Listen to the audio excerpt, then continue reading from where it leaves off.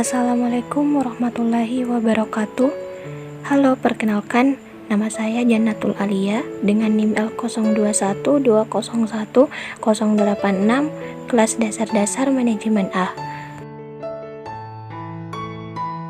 Yang pertama yang ingin kita bahas yaitu mengapa komunikasi ini penting dalam suatu manajemen. Dan yang terkait dengan manajemen itu sendiri ada 5 dan dikenal dengan 5P: perencanaan, pengorganisasian, pengarahan, pengkoordinasian, dan pengawasan. Nah, mengapa komunikasi ini penting? Karena komunikasi memiliki hubungan yang erat dengan seorang pemimpin. Kepemimpinan yang baik dibangun oleh komunikasi yang baik juga antar anggotanya sehingga memiliki tujuan yang selaras antara anggota dan pemimpinnya. Lebih baiknya lagi kita mengetahui tentang arti dari komunikasi. Di sini saya mengambil pengertian komunikasi dari seorang ahli yang bernama De Onderson atau De Dorson, di mana komunikasi adalah penyebaran informasi, ide-ide sebagai sikap atau emosi dari seseorang kepada orang lain, terutama melalui simbol-simbol ini.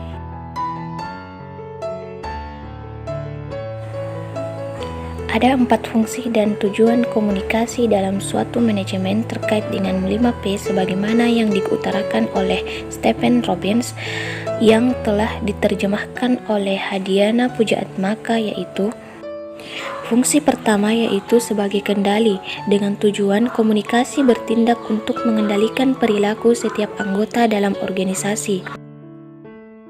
Fungsi kedua yaitu motivasi, dengan tujuan komunikasi akan membantu perkembangan para karyawan dengan menjelaskan apa yang harus dilakukan, bagaimana mereka bekerja, dan apa yang dapat dikerjakan untuk memperbaiki kinerja jika itu di bawah standar. Yang ketiga yaitu pengungkapan emosional. Bagi karyawan atau kelompok kerja, mereka merupakan sumber utama untuk berinteraksi sosial. Ketika komunikasi terjadi dalam kelompok itu, maka disebut mekanisme fundamental, dengan mana anggota-anggota menunjukkan kekecewaan dan rasa puas mereka. Yang keempat yaitu sebagai informasi, dengan tujuan komunikasi memberikan informasi yang diperlukan individu dan kelompok untuk mengambil keputusan dengan meneruskan data guna mengenali dan menilai pilihan-pilihan alternatif.